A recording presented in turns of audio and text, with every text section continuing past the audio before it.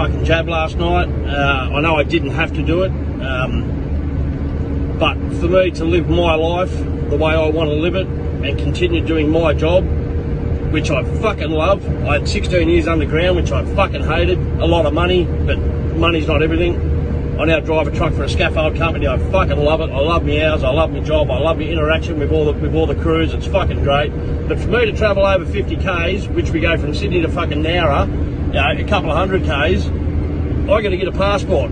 I got to get tested every 7 fucking days. I got to download all this fucking paperwork and go through all this bullshit. What, for the rest of my fucking life? I'm really fucking pissed off with this, and I feel like I've made a deal with the fucking devil.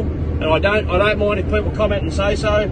I left school at 15. I've worked my guts out for what I've got.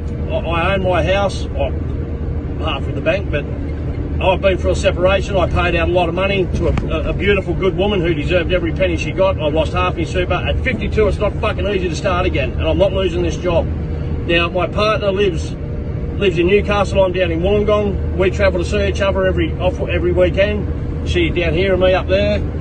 And it's just a shit fight. You get pulled over, you're not vaxxed, you've got to get this fucking passport. I fucking can't stand what the government have done. I think we've been sold out as Australians. It's a fucking disgrace what's going on, and I'm sure I'm not the only one. I'm sure there's people out there like me who just did not want to fucking do this, but what do? You lose your job, you lose your fucking house, you can't go to your fucking local sporting events, you can't go and watch your beloved Roosters, you can't go to a fucking concert, you can't go and have a schooner at a fucking pub. Oh no, you've got a choice. There's no fucking choice. You give us no fucking choice, you give me no choice, and I'm fucking angry about it, and I always fucking will be. Boom sugar-looking, ladies and gentlemen, brothers and sisters around the world. It is your boy Chris Shule, aka the Esoteric Noetic, aka the Chocolate Nubian Soul Brother from Ghana, West Africa, dropping the wisdomatic truth bombs here in Melbourne, Australia, home of the New World Order, mate, where we are one and Be sure to like the video, subscribe, click on the bell, tell your friends, tell your mum, drop some comments, let us know what it is. Let's get it. All right. So it is on like Donkey Kong, as we say here in Australia, mate. So the truckies are at it. Now, they have brilliantly pulled a ruse. We thought this truckie protest was going on the 31st of this month, but it's actually going on today, right now. It's begun. All around Australia, truck drivers are banding together, blocking the roads, and they will not give in until their demands are met, apparently. Now, a lot of the mainstream media, legacy news, I call them, they've been saying that we don't even know if this protest is going on. They've been trying to play this thing down, also saying that we don't know what these truck drivers are actually advocating for. They might just be advocating for better worker rights or something like that. But make no mistake about it, these people are advocating for freedom of choice.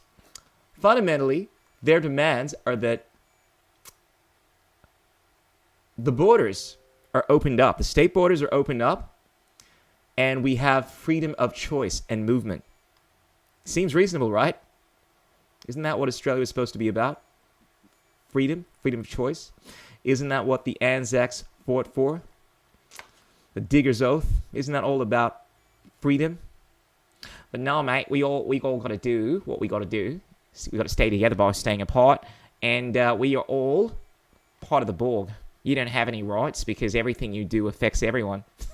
I mean, that's what Daniel Andrews, the Premier here, has been saying. I mean, just have a look at this video that characterizes what our great Lord and Savior, Premier Daniel Andrews, Premier of Victoria, is saying, and contrast that with what the tyrannical leader of Russia, Putin, is saying.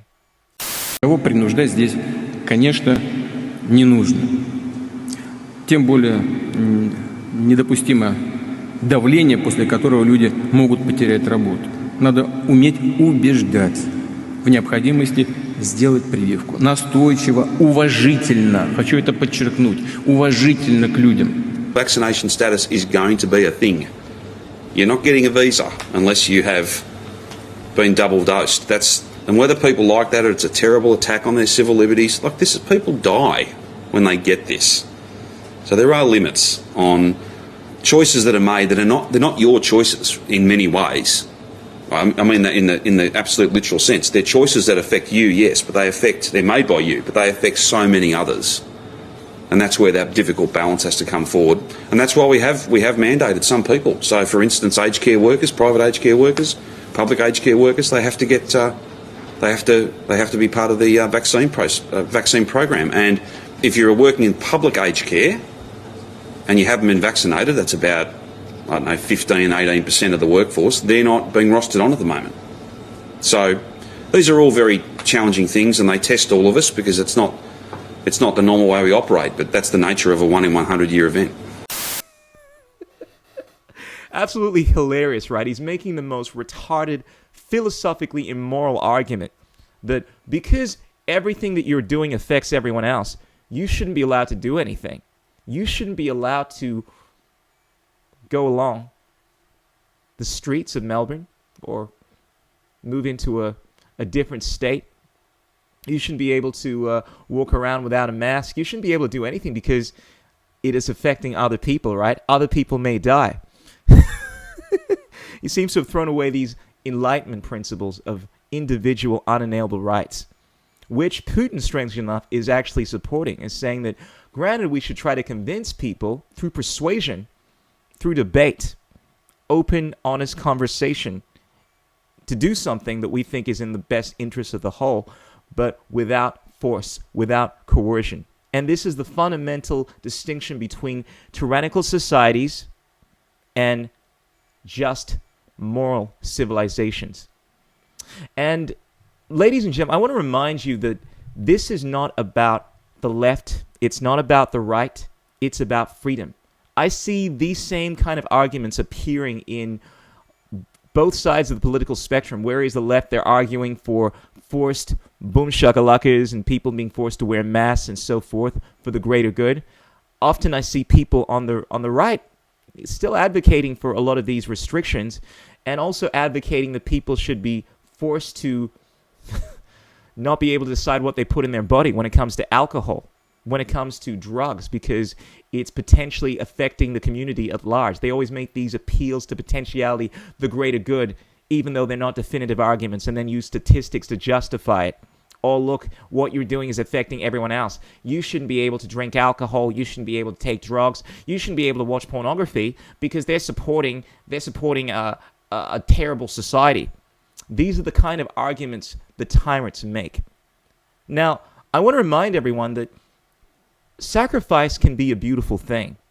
When you are sacrificing yourself, if you want to take this moralistic stance and get a boom shakalaka and do things that you think are in the best interest of the whole, then by all means do it. But as soon as you move into the realm of wanting to force people to do these things that you want to do, well, that no longer becomes altruistic.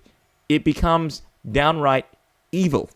Because this is the same kind of arguments all the tyrants have used, that it is for the greater good. Need I remind you? Anyway, back to the demands of the truck drivers. So, along with freedom of choice and freedom of movement, they want to stop the bullying and coercion. They want to stop the discrimination. They want to stop mandatory boom shakalakas.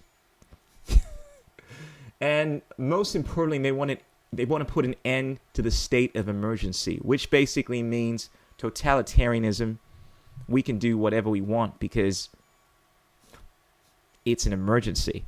Imagine that. Imagine if anytime there was a free society, all the government had to do was just say it's a state of emergency and that they could suspend all your freedoms and do anything they want and say that it's in the interests of protecting everyone. Public health and safety, right?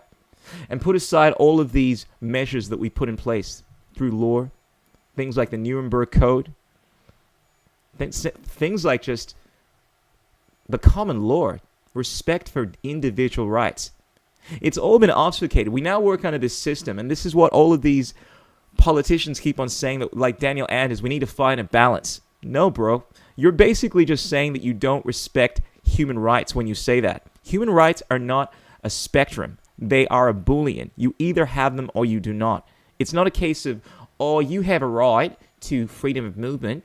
unless, of course, we think there's a state of emergency. No, freedom from aggression. You have a right to do whatever you want, provided you are not directly harming anyone in the process. This is the fundamental basis of natural law, which is the fundamental basis for the common law for a just society. But of course, people want to obfuscate this and say, oh, no, it might be affecting the community, so we're going to suspend your rights. It's proportionate. Not on my watch, ladies and gentlemen. Anyway, in other news, one of the things I wanted to bring up is apparently a lot of the pastors apparently have gotten together and decided to get behind a bill. So over 500 church leaders take a stand against the boom shakalaka passports in open letter to Prime Minister Scott Morrison. More than 500 church leaders and over 3,400 church members and attendees have signed an open letter to Prime Minister Scott Morrison opposing the implementation of a boom shakalaka passport system in Australia. The letter, dubbed the Ezekiel Declaration, was authored by 3 Queensland-based pastors who vowed to passionately resist any boom shakalaka certificate system enforced. Brilliant. And this is what the churches should be doing, right? I mean, so many of the Christians that believe in Christianity, I mean, it seems to me the most Christian thing that you could do is to love your neighbor. Not want to force them to do things that they don't want to do just because you think it's in the interest of the whole. And look, I get it. Christianity has a big focus on sacrifice, but once again, sacrifice is noble. Forcing people to sacrifice themselves is just downright disgusting and immoral, unwise, and stupid. And this is what so many people seem to be advocating for and calling themselves Christians while doing it. Look, mate, if you want to sacrifice yourself, if you want to do things and call it moralistic, by all means, you know. I mean, I call that stuff your own personal choice, you know, aesthetics, but if you want to stop forcing people to do stuff when they're not directly harming anyone and say that it's for the greater good, well, bro, you need to watch yourself because you are moving into a totalitarian system. Anyway, ladies and gentlemen, let us know what you think. I love reading your comments, so keep dropping those comments at us. Keep telling your mom, telling your friends. And also, I'm doing something a little different. First 3 people to comment on this video and let me know why they are or why they are not taking the boom shakalaka will receive a special trinket. As you know, yours truly, the Chocolate Nubian, has been busy printing guns. I mean printing artwork in order to spread love and positivity into the world. So I'm actually going to be giving out these gifts. Let us know which one you want. This is the Buddha. Also have this Buddha over here. It's actually an incense burner. You can put some incense in the mouth over there. But I'm going to show you some of these, and you can let us know which one you want. And the first 3 people to comment, if you hit me up, I will give you my email address. It's thechristialjourney@gmail.com, and you can give us the details, and I can mail it to you. Now, my favorite here, this is what it's all about. I call him Buyo. Got a cross between Yoda and Buddha. But the Christian journey you're in. And we got some other little trinkets over here. This is a classic pen holder. Very cool stuff here. And we got my little African statue here. I think it's from some island. I forget the name of it. But ladies and gentlemen, let us know which one of these you like. This is my little Sphinx pyramid. And then we have a guitar holder. Well, forget what you call these things. But, you know what I'm talking about. And, ladies and gentlemen, finally, we have the Freemasonry symbol. The square and compass. Now, I know a lot of you momos out there think this is some kind of, like, nefarious symbol. No, take it from yours truly, the Chocolate Nubian, someone that is familiar with the works of Freemasonry, Manly P. Hall, gone through all of his works, that this basically symbolizes the architect. Essentially, the Freemasons were built as architects, and the square and compass symbolizes, 1, G in the middle, representative of God or geometry. But fundamentally, it talks about creating your own life, creating the world that you want within the confines of morality, rightful conduct, the natural law, which the Chocolate Nubian constantly talks about. Now, ladies and gentlemen, let us know once again which one of these items you like. I'm doing a giveaway. First 3 people to comment get to receive one of these little trinkets. And yeah, be sure to show us some love. Be sure to buy us a coffee if you feel so inclined. And remember that there are 3 things that cannot remain hidden for long: the sun, the moon, and the wisdomatic truth bombs of the Chocolate Nubian Soul Brother. Remember that there are more and more people waking up every single day, even as we speak, all around Australia, even New Zealand. Apparently this thing may be worldwide. This might start a chain reaction. There are people that are banding together, saying nay to the tyranny that is befalling this planet. And freedom, truth is like fire. It catches forth. All it takes is one person to light a match, and that light, that spirit of truth, can light the way for many others. It's contagious, ladies and gentlemen. Just like the Chocolate Nubian Soul Brother's smile is contagious, and comedy is contagious, so is the truth, so is liberty. And the more and more you stand in the face of tyranny every single day, you give other people permission to do exactly the same thing. Suri Namaskara, Namaste. Peace be upon your butt cheeks. Kisses, hugs, and belly rubs. Mwah! Ow! What is liberty? What the? Who says you can't build muscle on a vegan diet? What's it like being a hottie in the vegan community? There are no political solutions, only technological ones. The economics of the system don't allow multiple competing systems to survive. Engineering, technology, these arts of humanity, they are magic.